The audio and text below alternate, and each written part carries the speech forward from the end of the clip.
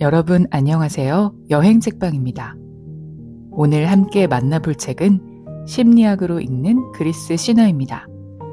저자 김상준, 출판사는 보아스입니다. 그리스 신화 이야기 속에는 우리 안에 존재하는 원형, 다시 말해 인간이라면 누구나 품고 있는 아주 원초적인 심리의 조각들이 담겨 있습니다. 탐욕과 분노, 집착과 사랑, 그리고 배신까지. 다채로운 인간의 마음이 신들의 이야기 속에 고스란히 녹아있죠.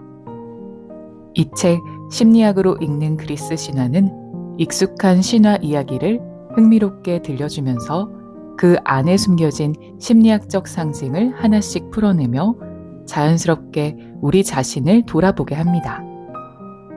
오늘은 그 중에서도 아름다운 여신에서 괴물이 되어버린 존재, 메두사의 이야기를 함께 나눠보려고 합니다. 그리스 신화로 들여다보는 우리 내면의 은밀한 심리. 이야기는 메두사의 독백으로 시작합니다. 지금부터 흥미진진한 이야기 속으로 여행을 떠나볼까요?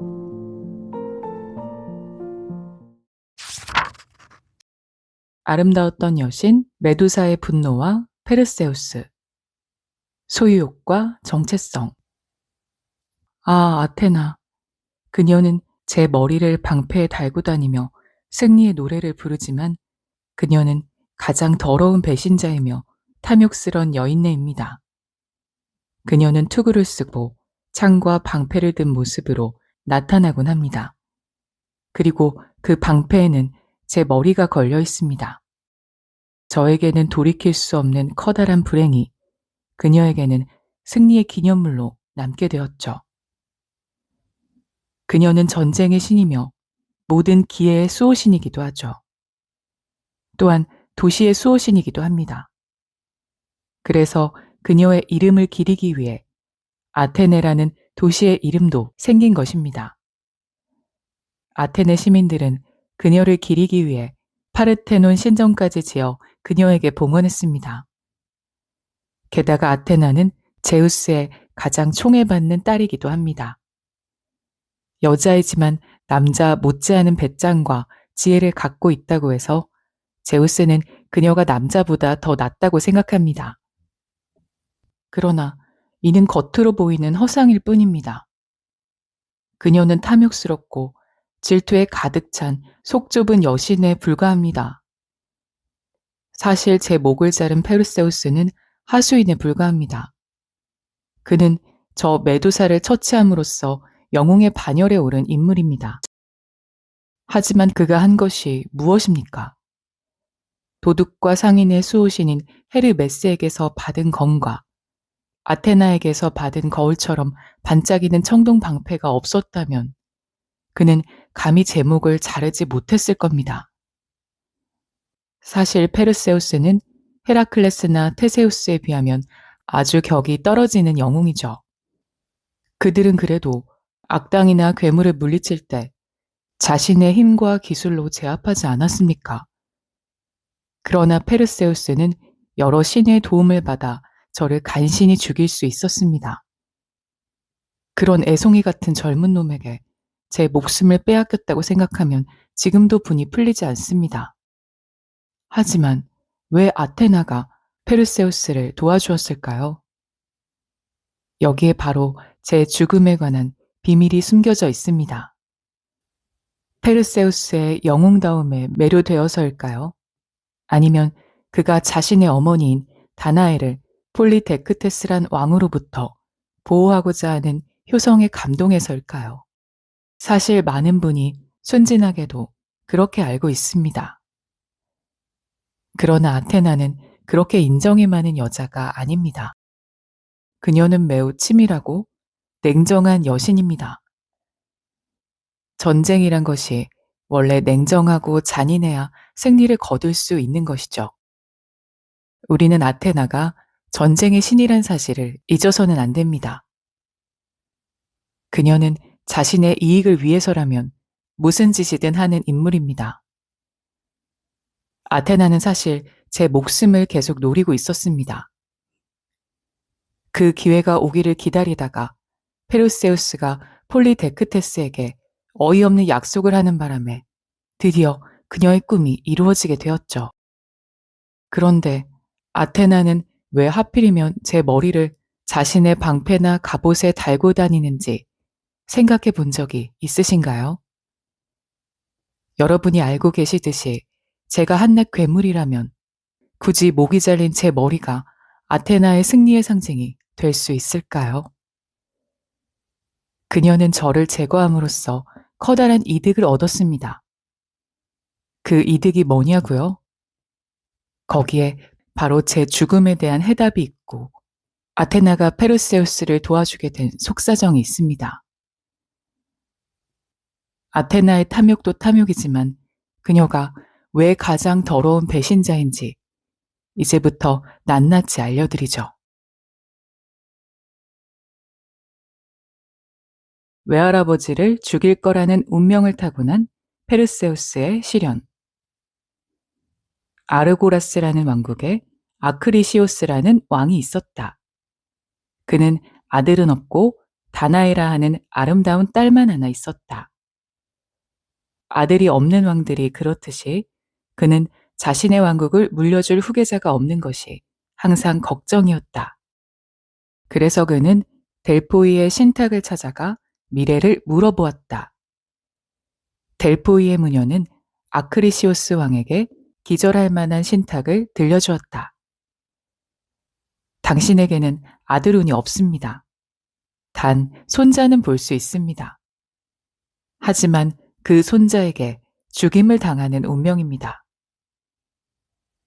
아크리시오스 왕은 무거운 발걸음을 이끌고 왕궁으로 돌아와서는 며칠을 고민하다가 결국 딸을 청동으로 만든 감옥에 가두기로 결정했다. 아버지로서 할 짓은 아니었지만 자기 목숨이 달려있는 문제였기 때문이다. 그는 딸을 감금해 놓으면 그녀가 어떤 남자와도 만날 수 없을 테니 손자도 생기지 않으리라 생각했다. 사실 딸의 목숨을 끊는 방법도 생각했지만 부녀 간의 정도 정이지만 친족 살해는 올림포스 신들이 가장 큰 벌을 내리는 중대 범죄였기 때문에 차마 그렇게 하지는 못했다. 하지만 운명이라는 것은 하늘에서 정해준 것이기에 인간이 아무리 애를 써도 바꿀 수 없는 경우가 많은 법이다. 아크리시오스 왕의 딸인 다나에가 머문 곳은 지하를 파서 청동으로 벽을 둘러치고 천장에 조그만 창을 내어 빛과 공기가 통하도록 만든 요새 같은 곳이었다. 이런 곳에 접근하는 것은 인간 남자는 불가능한 일이고 신만이 가능한 일이었다. 그런데 아름다운 여자라면 사족을 못 쓰는 제우스의 눈에 이 지하 감옥에 갇혀 있는 다나에가 눈에 띄었다. 제우스는 이 지하 감옥의 좁은 창을 통과할 수 있는 방법은 한 가지밖에 없다고 생각했다. 그는 황금비로 변해 다나에의 무릎 위에 내려앉았다. 그 결과 다나에는 곧 임신을 했고 10달이 지나 잘생긴 사내 아이를 출산하게 되었다. 이렇게 태어난 아이가 페르세우스였다. 다나에는 혹시 아버지가 손자가 태어났다는 사실을 알면 죽일까봐 몰래 아이를 키우려 했다. 그러나 아이의 울음소리가 작은 창을 통해 들리고 말았다. 아크리시오스 왕은 너무 화가 나서 딸을 다그쳤다. 도대체 어떤 자가 너를 임신시킨 것이냐? 당장 그놈을 죽이고 내 모자도 죽이리라. 하지만 다나에는 아이의 아버지가 제우스라는 사실을 알고 있었기 때문에 아버지의 이름을 당당하게 말했다. 아크리시오스 왕은 아이의 아버지가 제우스라는 사실에 당황할 수밖에 없었다. 자기 목숨을 생각하면 손자를 그냥 살려둘 수도 없는 상황이었고 당장 죽이려 하니 제우스가 마음에 걸렸다. 그래서 자신의 손으로 직접 죽이는 방법을 피해 다나에와 페르세우스를 나무 괴짝에 집어넣고 바다에 던져버렸다. 나무 괴짝이 풍랑에 이리저리 휩쓸리다 부서져 모자가 물에 빠져 죽거나 굶어 죽기를 바란 것이다. 하지만 운명은 정해진 궤도를 따라 차근차근 움직였다. 이 나무 괴짝은 파도에 휩쓸리다가 세리포스 섬에 닿게 되었다. 해안가에 나무 괴짝이 놓여 있는 것을 이상하게 여긴 어부 디크티스는 그 괴짝을 열어 다나에와 페르세우스를 구해주었다. 심성이 매우 착한 디크티스는 이들 모자를 자신의 집에 데리고 가서 가족처럼 잘 대해주었다. 하지만 이들을 위협하는 존재가 이 섬에 살고 있었다. 세리포스 섬의 왕인 폴리데크테스였다. 그는 디크티스의 형제였는데 매우 욕심이 많은 세리포스 섬의 독재자였다. 폴리데크테스는 우연히 다나에를 보고 난 뒤 그녀의 미모에 반해 그녀를 자신의 왕비로 맞아들일 기회를 호시탐탐 엿보고 있었다. 그러나 다나에는 그에게 별다른 호감을 갖지 않았기 때문에 번번이 청혼을 거절했다. 특히 폴리데크테스는 다나에의 아들인 페르세우스가 어머니의 재혼에 반대하고 있다는 것을 알고 있었다. 그래서 페르세우스를 없앨 방법을 궁리했다. 하는 수 없지. 마음에 들진 않지만 오이노마우스 왕의 딸인 히포다메이아와 결혼하는 거라고 선언하는 수밖에 없군. 그러면 결혼 축하 선물을 모두 하나씩 준비해야 할 텐데 가난한 페르세우스는 선물을 준비할 수 없을 거야. 그때 그 녀석의 자존심을 건드려 도저히 가져오지 못할 선물을 요구하자. 되도록 인간의 능력으로는 불가능한 선물을 말이야. 드디어 결혼 축하연이 열리게 되었고 페르세우스도 초대를 받았다. 폴리데크테스는 페르세우스가 연회장에 들어오자마자 대뜸 결혼 선물로 뭘 가져왔냐 물었다. 그 당시 풍습으로는 결혼 선물로 말을 선물하는 것이 관례였다. 아무것도 가진 것이 없던 페르세우스는 아무런 대답도 하지 못했다. 이 기회를 놓칠세라 폴리데크테스는 페르세우스를 다그쳤다. 다 죽어가는 자네 모자를 이 섬에서 편안하게 살게 한 내 은덕도 모르나. 이렇게 성대한 날에 그런 예의 정도는 지켜야 하지 않겠는가. 자존심의 상처를 입은 페르세우스는 그만 실언을 하고 말았다. 왕이시여, 비록 제가 말은 없지만 지금 다른 사람들이 선물했던 어떤 것보다 더 좋은 선물을 드리겠습니다. 무엇을 원하십니까? 페르세우스는 그만 폴리데크테스가 쳐놓은 함정에 걸려들고 만 것이다. 그래? 그렇다면 말이야. 자네 능력으로 충분히 준비할 수 있는 선물을 말하도록 하지. 게다가 자네는 자신이 제우스의 아들이라고 떠들고 다니지 않았나. 신의 아들이 무엇이든 못 가져오겠는가. 내가 원하는 것은 고르곤 자매 중 하나인 메두사의 머리일세. 메두사의 머리를 가져오지 못한다면 자네의 어머니는 내 아내가 되어야겠지. 페르세우스는 메두사란 말만 듣고도 그 자리에 얼어붙는 듯한 느낌이었다. 머리를 쳐다보기만 해도 모든 것을 돌로 변하게 하는 마력을 지닌 괴물의 머리를 가져오라는 것은 자신에게 죽으라는 말과 같았기 때문이다. 그러나 자신이 내뱉은 말을 주워 담을 수는 없기에 페르세우스는 메두사의 머리를 얻기 위해 길을 떠났다. 강력한 괴물 메두사의 목을 베다. 다나이의 걱정을 뒤로 한 채 페르세우스는 메두사가 어디에 살고 있는지도 모른 채 나아갔다. 이때 모든 것을 지켜보고 있던 제우스는 자신의 아들을 위해 헤르메스를 내려보냈다. 헤르메스는 페르세우스에게 메두사를 죽이려면 머리에 쓰면 보이지 않게 해주는 마법의 모자와 날개 달린 신발, 그리고 무엇을 담든지 크기가 딱 맞게 줄어드는 마법의 자루가 필요하다고 알려주었다. 이 세 가지 보물은 북쪽에 있는 님프들이 갖고 있는데 그곳을 알고 있는 이들은 그라이 아이라고 불리는 3명의 백발 노파라는 것이었다. 헤르메스는 메두사의 억센 비늘을 자를 수 있는 강한 칼을 주면서 그라이 아이가 살고 있는 곳을 알려주었다. 헤르메스의 도움을 받은 페르세우스는 용기를 내어 그라이 아이를 찾아 길을 떠났다. 헤르메스가 가르쳐준 대로 페르세우스는 먼 길을 걸어 그라이 아이가 살고 있는 곳에 도착했다.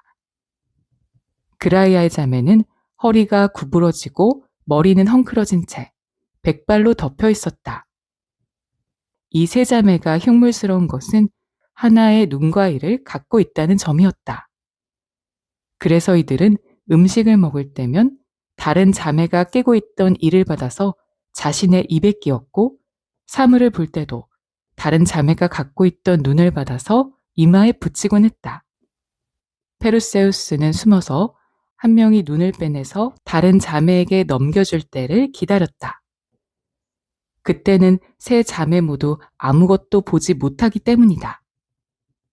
마침내 그 순간이 오자 재빨리 눈을 낚아챈 페르세우스는 눈을 돌려주지 않겠다고 위협해서 그들의 무거운 입을 열게 해 3가지 보물이 있는 장소를 알아냈다. 북쪽에 사는 님프를 만나러 가던 페르세우스 앞에 갑자기 아름다운 광채에 둘러싸인 아테나 여신이 나타났다. 아테나는 페르세우스에게 청동 방패를 주면서 메두사를 직접 쳐다보면 돌로 변하게 되니 반드시 자신이 준 청동 방패에 메두사를 비추어 목을 자르라고 당부했다. 청동 방패는 매우 잘 닦여 있어 마치 거울처럼 사물을 훤히 비추었다. 헤르메스 신과 아테네 여신의 도움을 받게 된 페르세우스는 이제는 메두사를 처치할 수 있다는 자신감이 용솟음쳤다. 또한 북쪽에 사는 님프들을 만나 손쉽게 3가지 보물을 얻고 메두사가 살고 있는 곳도 알게 되었다. 메두사는 고르곤이라 불리는 3 자매 중 막내였다. 이 3 자매는 서쪽 끝에 있는 오케아노스강 근처에 살고 있었는데 이들은 스텐노, 에우리알레, 메두사였다. 이들의 모습이 처음부터 그렇게 추악한 것은 아니었다. 원래 메두사는 아름다운 얼굴을 가져 바다의 신인 포세이돈이 그녀의 아름다움에 반해 아테네의 신전에서 그녀와 정을 통했다. 이에 화가 난 아테나는 이 3 자매에게 저주를 내렸다. 3 자매 중에서도 메두사의 외모를 가장 흉하게 만들어버렸다. 그래서 메두사는 머리카락은 온통 뱀이고 몸통은 멧돼지에 크게 찢어진 입으로 기다란 혀를 내밀고 있는 모습으로 변한 것이다. 메두사의 자매인 스텐노와 에우리알레는 절대 죽지 않는 불멸의 존재였고 메두사만은 인간처럼 언젠가는 죽어야 하는 운명이었다. 따라서 페르세우스는 고르곤의 3 자매 중 다른 자매는 아무리 강한 칼을 가졌다 해도 죽일 수가 없었다. 마침내 페르세우스가 메두사가 있는 곳에 도착했을 때 마침 고르곤 3 자매는 잠에 빠져 있었다. 페르세우스는 메두사를 직접 보면 돌로 변한다는 사실을 알고 있었기 때문에 거울처럼 반짝이는 아테나의 청동 방패를 통해 메두사를 보았다. 페르세우스는 메두사의 흉측한 모습을 보자 심장이 멎는 듯 했지만 어머니를 생각하며 메두사에게 조심스레 다가가 헤르메스가 준 강한 검으로 메두사의 머리를 단칼에 베어버렸다. 이때 메두사의 목에서 뿜어져 나온 피에서 날개 달린 말인 페가수스와 3개의 머리를 가진 거인인 게리온의 아버지인 크리사우르가 탄생했다. 페르세우스는 재빨리 마법의 주머니에 메두사의 머리를 집어넣은 뒤 아무것도 보이지 않게 하는 마법의 모자를 써서 다른 고르곤 자매들의 추적을 따돌렸다.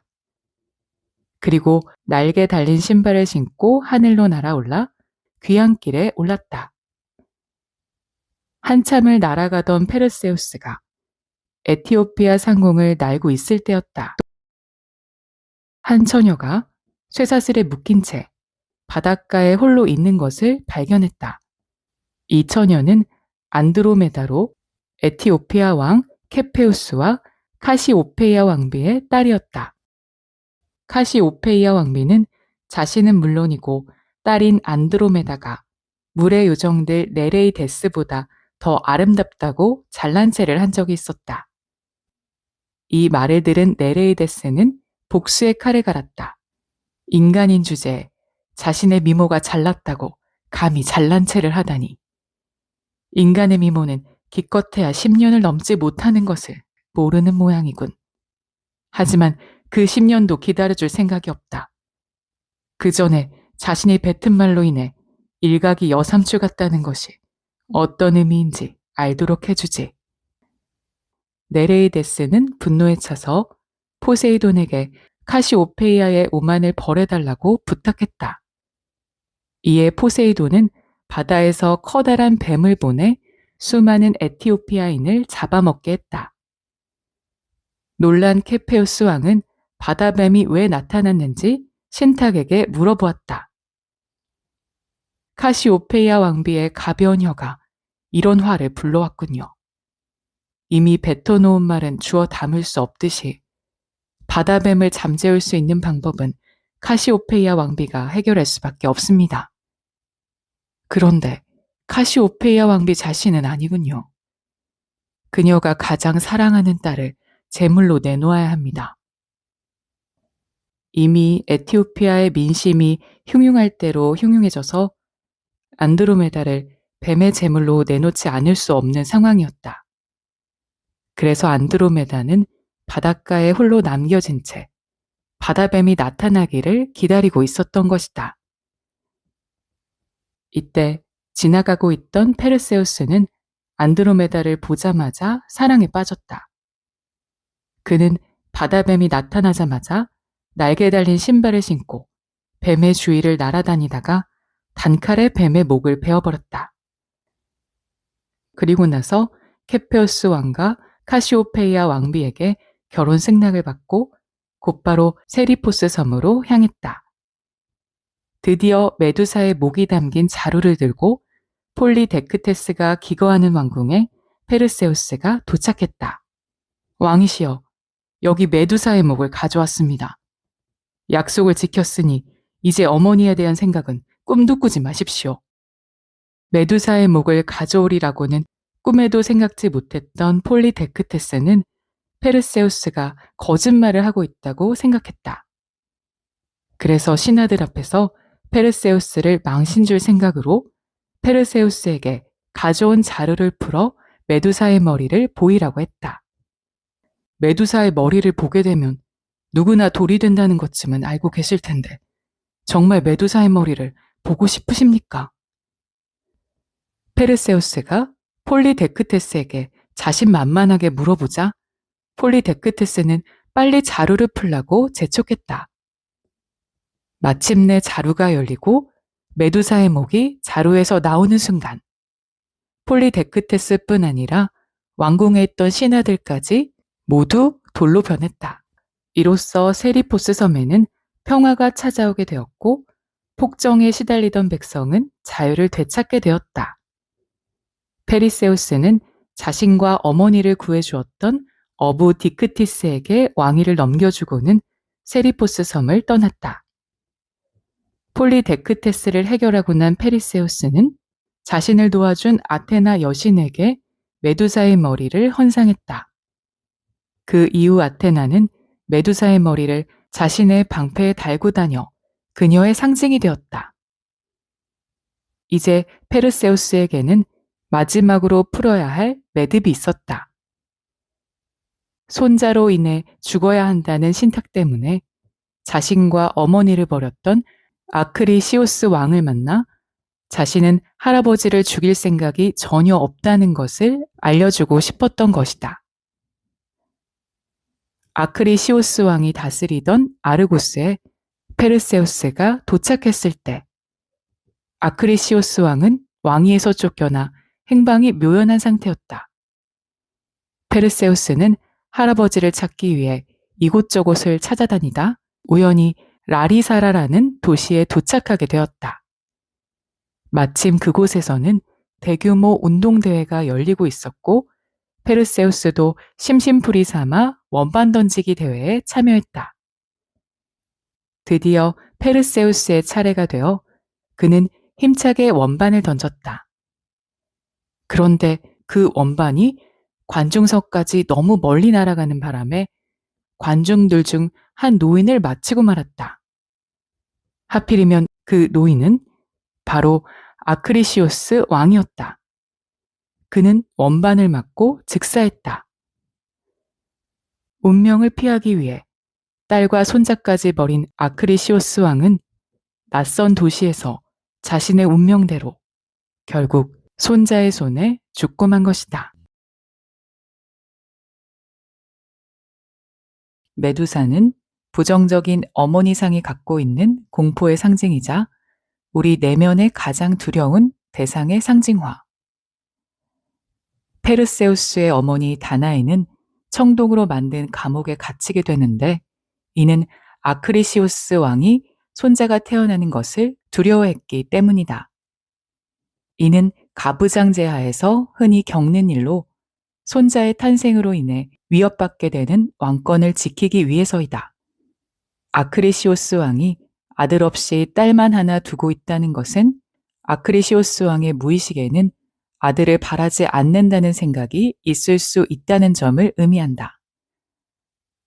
어쩌면 그는 왕권을 넘겨줄 의사가 없었으며 아들이 태어나게 되면 자신이 물러나야 할지도 모른다는 불안감 때문에 아들을 두지 않았을 수도 있다. 하지만 의식적으로는 자신의 대를 이어야 한다는 강박관념 때문에 아들을 원하게 된다. 그래서 신탁에게 물어봤지만 결과는 왕권을 넘겨줘야 하는 정도가 아니라 아예 자신의 목숨까지 빼앗기는 처지에 놓인다는 것이었다. 그래서 그는 비정하게 자신의 딸을 청동 감옥에 가둬버린 것이다. 다나에가 청동 감옥에 감금된 것은 세상과의 단절을 의미한다. 감금은 의식과의 연을 끊고 무의식에 접근하게 되었다는 것을 상징하며 이런 무의식의 접근을 통해서만이 정말 가치 있고 영웅적인 행동이 시작될 수 있는 기반이 조성됨을 상징한다. 또한 이런 억압과 감금이라는 불리한 환경은 영웅을 영웅답게 만들기도 한다. 영웅의 탄생은 어려움과 고통으로부터 시작되어야 더욱 빛나기 때문이다. 영웅의 어린 시절이 그렇듯이 페르세우스도 태어나자마자 버림을 받는다. 어머니와 함께 나무 괴짝에 갇힌 채 바다에 버려지는데 이는 일반적이고 관습적인 방법으로는 영웅이 영웅답게 만들어지지 않는다는 것을 말한다. 영웅은 어린 시절부터 담금질 당하고 순환과 고통을 겪어야 비로소 영웅답게 성장하게 된다.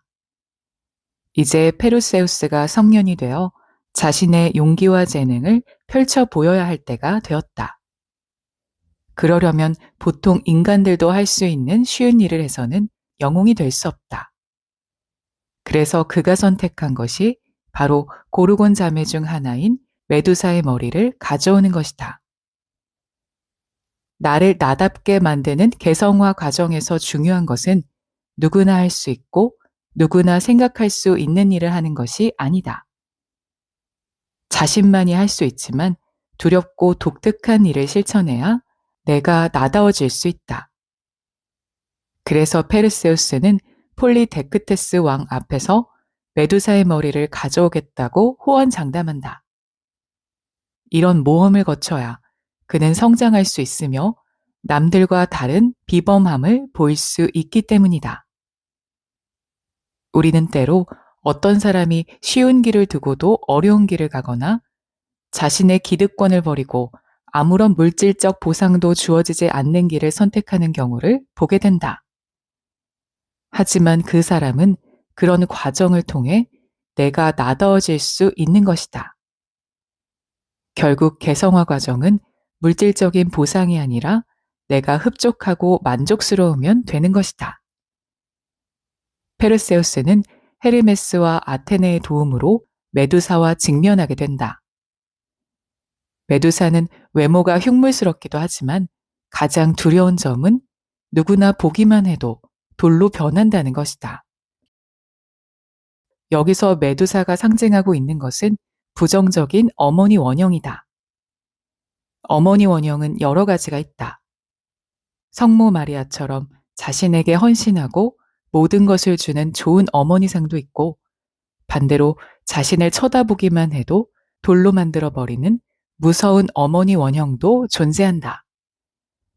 보기만 해도 돌로 변한다는 것은 자식들이 어머니를 두려워하기 때문에 어머니 앞에서 경직되고 긴장된다는 것을 의미한다. 그리고 어머니의 얼굴을 쳐다보면 돌로 변한다는 것은 다음과 같은 의미다. 쳐다본다는 것은 자식과 어머니가 1대1의 대등한 관계임을 상징하는데, 이런 대등한 관계를 어머니가 허용하지 않으며 그럴 때는 자식을 돌로 만들어 아무런 생각 없이 복종하게 만들어 버린다는 것이다. 이렇게 되면 감히 어머니의 얼굴을 쳐다본다는 것은 상상하기도 어려운 일이다. 어머니는 이렇게 복종하는 자식들의 태도에 매우 만족할 수도 있다. 그래서 자식들은 어머니의 말이라면 무엇이든 복종하고 어머니의 뜻을 거스르지 않는다. 메두사는 부정적인 어머니가 갖고 있는 공포감을 나타낸다.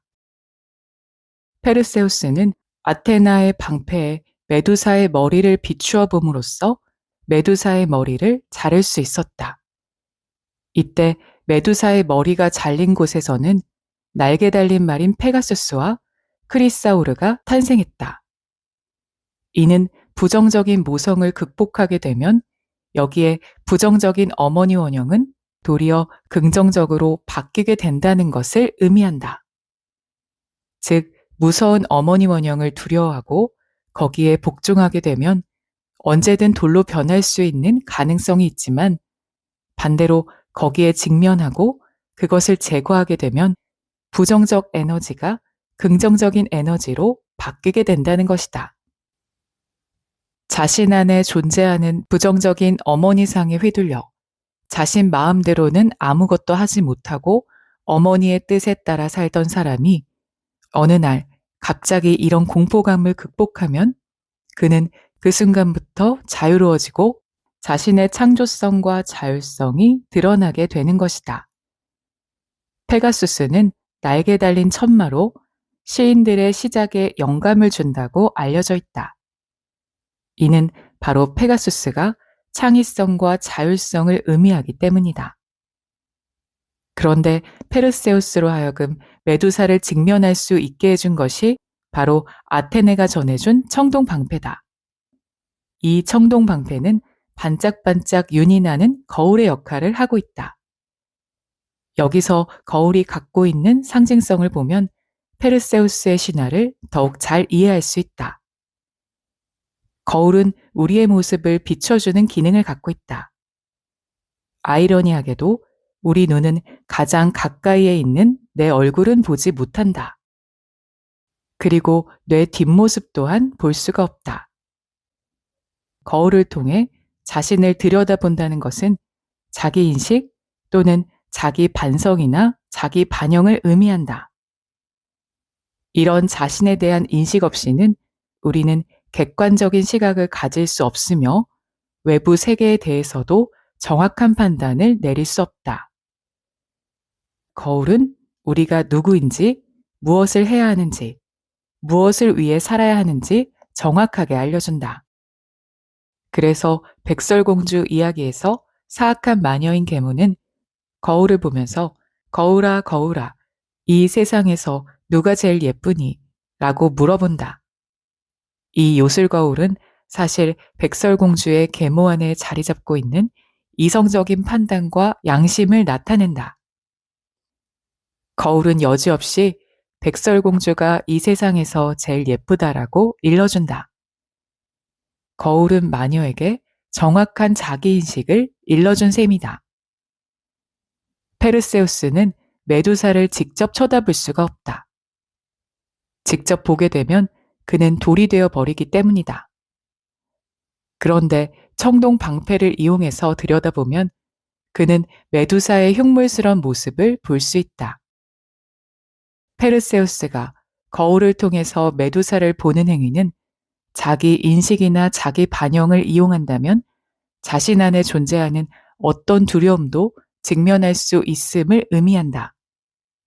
거울이라는 매개체는 우리가 갖고 있는 두려움, 용기, 고뇌, 약점과 강점 등을 자신에게 그대로 비춰준다.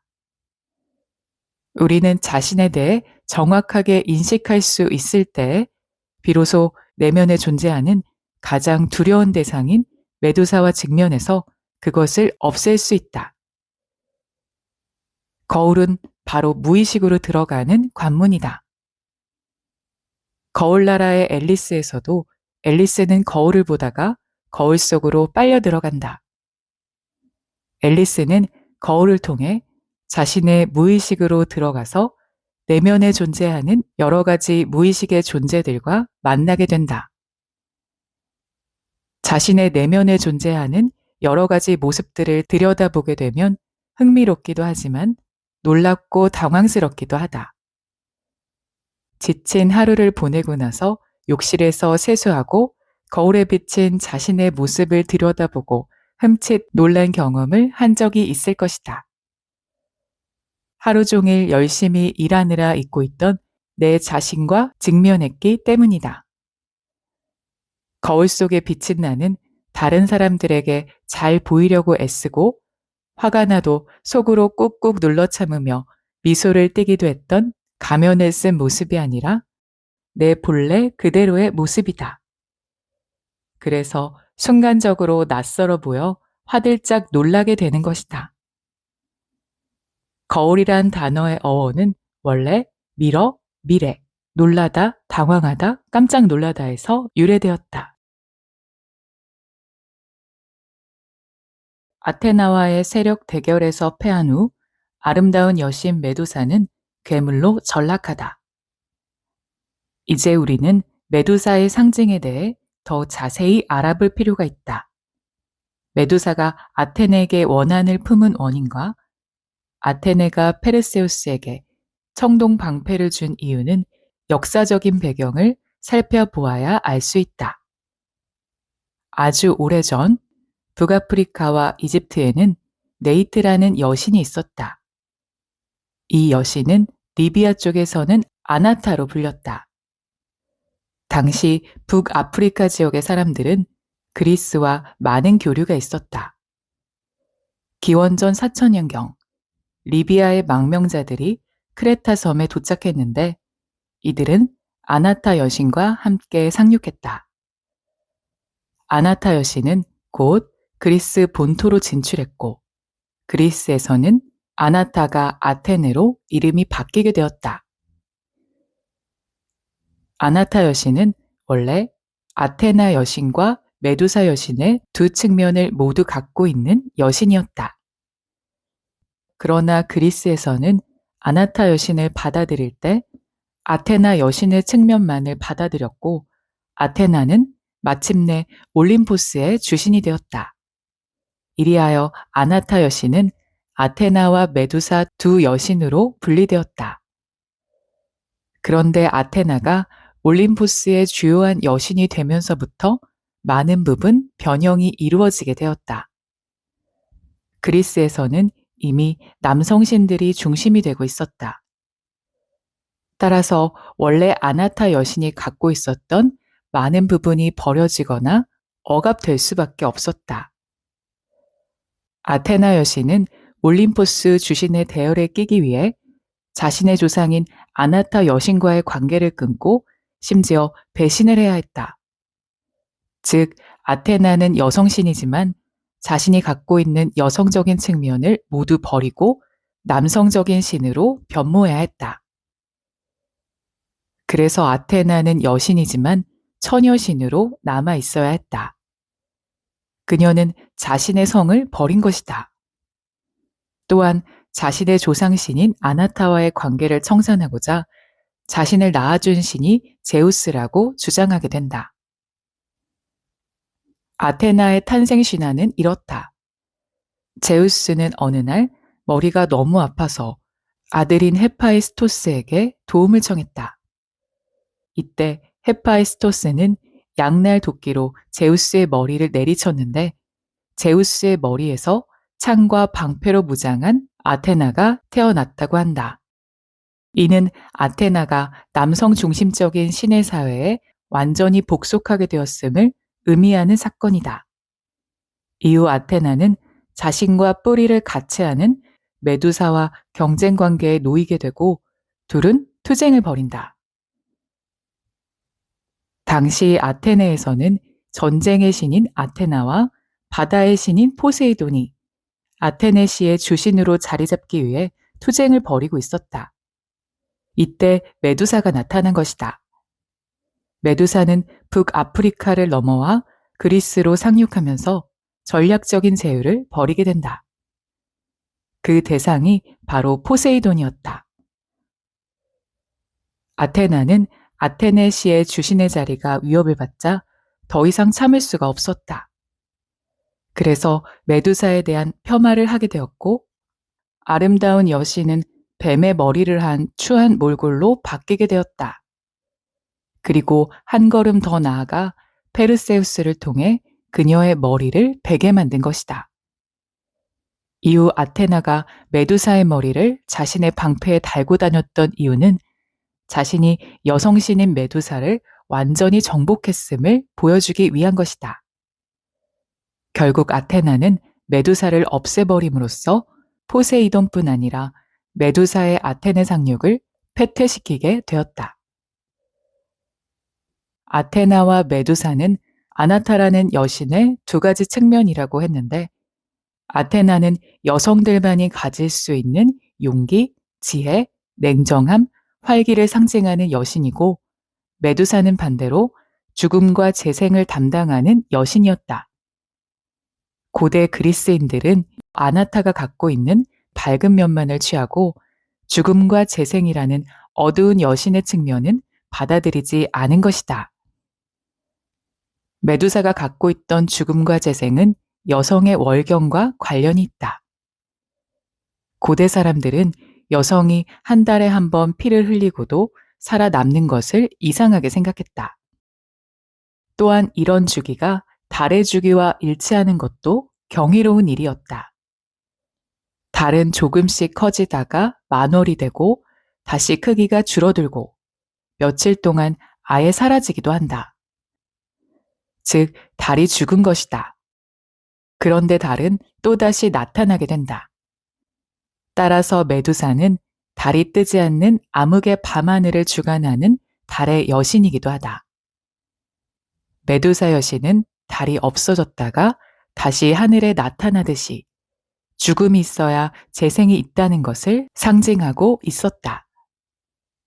하지만 남성 중심 사회인 그리스에서는 이런 여성들이 가진 신비롭고 경이로운 월경과 달의 주기 변화를 받아들이지 않았다.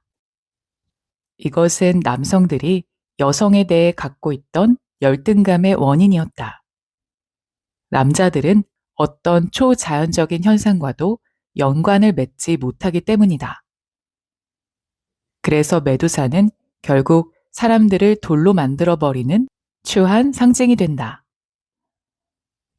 하지만 그리스 사람들은 죽음 뒤에 다시 삶이 있다는 것을 관가했다.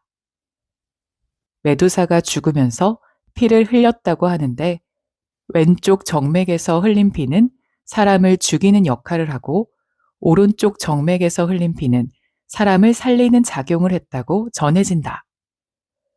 그래서 의술의 신인 아스클레피오스는 이 오른쪽 정맥에서 흘린 피로 죽었던 사람을 살려냈다는 이야기가 있다. 메두사에 대해서 여러 심리학자들이 분석을 했는데 프로이트의 해석이 재미있다. 프로이트는 메두사가 뱀을 머리에 얹은 모습을 어머니의 성기를 상징하는 것으로 보았다. 이때 메두사의 머리가 잘려나간 것은 어머니의 성기가 거세됨을 의미하고, 메두사를 보면 남자들이 돌이 된다는 것은 어머니의 성기가 거세된 것에 대한 두려움을 극복하고자 남자의 성기가 발기되는 것을 의미한다는 것이다. 또 다른 심리학자 슬레이터는 메두사의 머리를 보면 돌로 변하는 것은 남자아이들이 메두사의 머리를 보고 자신의 성기가 거세당하지 않을까 하는 두려움 때문에 도리어 발기불능 상태에 빠져버리는 것을 돌로 변하는 것으로 표현했다고 보았다. 하지만 제일 타당해 보이는 의견은 메두사는 어머니가 아들을 잡아두려고 하는 원시적인 욕망을 상징한다는 것이다. 남자아이들은 어머니의 품에 영원히 남고 싶은 욕구가 있다. 하지만 한편으로는 어머니의 힘에 이끌려 자신이 어머니에게 잡아먹히지 않을까 하는 두려움을 갖는다. 따라서 이런 양가 감정에 괴로워하게 되고 결국은 어머니의 억압에서 벗어나는 것을 페르세우스가 메두사의 목을 베는 것으로 나타냈다는 것이 가장 적합한 관점일 것이다. 그리고 이런 모성과의 단절은 긍정적인 의미로 자신만의 정체성을 확립하고 사회에 나가 독립적인 한 인격으로 성장하게 되는 원동력이 된다. 오늘의 내용은 여기까지입니다. 그리스 신화 속에 등장한 모성에 대한 해석 어떻게 보셨나요? 이 책에는 제가 소개한 내용 외에도 다양한 그리스 신화의 주인공들을 통해 심리학적 상징들을 흥미롭게 풀어내고 있습니다. 책을 통해 나를 만나는 시간이 되시길 바랍니다. 지금까지 여행 책방이었습니다. 지금 여기에서 행복하세요.